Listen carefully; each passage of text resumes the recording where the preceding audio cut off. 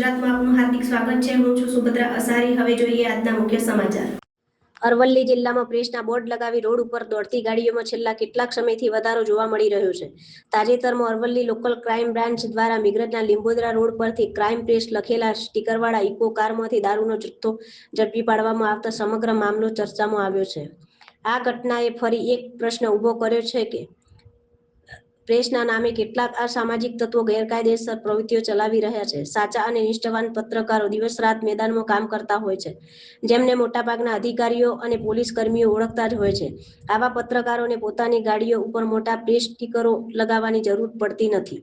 સ્થાનિક સ્તરે એવી પણ ચર્ચા છે કે કેટલાક લોકો પ્રેસના સ્ટીકરો ઉપયોગ પોલીસ ચેકિંગથી બચવા માટે કરી રહ્યા છે। કેટલીક પેસેન્જર ગાડીઓમાં પણ પ્રેસના બોર્ડ લગાવી કાયદેસર ધંધા કરવામાં આવતા હોવાના આક્ષેપો ઉઠી રહ્યા છે।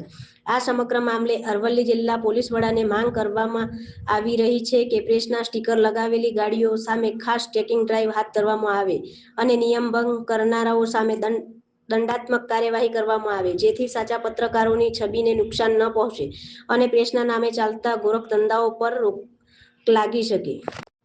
Bureau office, Modasa.